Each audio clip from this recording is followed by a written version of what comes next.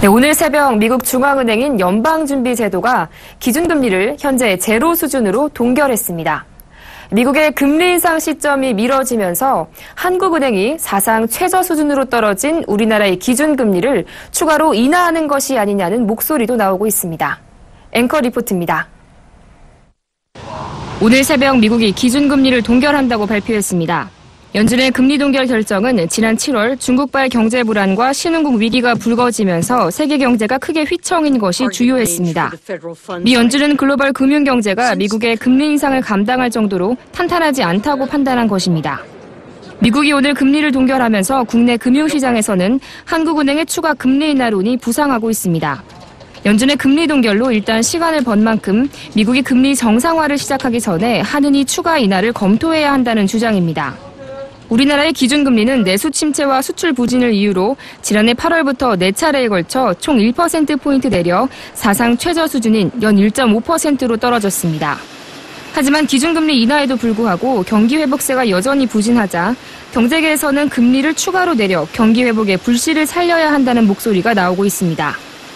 상당수 외국계 투자은행들도 한국은행이 국내 경기 부진을 이유로 올해 아니나 내년 초에 한 차례나 두 차례 금리를 내릴 것으로 전망했습니다. HSBC는 한은이 국내 경기 지표가 부진한 것을 고려해 10월과 내년 2월에 두 차례 인하할 것으로 봤습니다. 노무라도 10월과 내년 3월에 각각 금리를 하향 조정할 것으로 내다봤습니다. 크레디트 스위스와 바클레이즈, BNP 파리바, 모건 스탠리는 올해 10월이나 11월께 금리를 한 차례 낮출 것으로 예상하고 있습니다.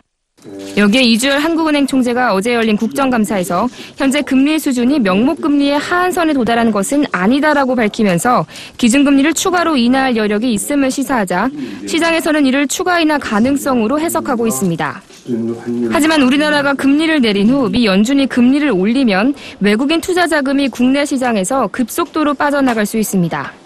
추가 인하는 또 심각한 가계부채 증가세를 부추길 수 있는 데다 향후 자산시장에 버블이 터질 수 있다는 우려가 큰 만큼 추가 인하를 단행하기 쉽지 않을 것이란 반론도 만만치 않은 상황입니다. 또 미국의 향후 금리 인상 시점에 대해서도 올해 10월이나 12월 혹은 내년으로 미뤄질 것이라는 등 의견이 팽팽하게 대립하고 있어 미국의 정책금리 인상 시점은 여전히 안개 속을 헤매는 형국입니다. 때문에 한은이 섣불리 금리를 내리기도 어려운 상황입니다. 서울경제TV 정한입니다.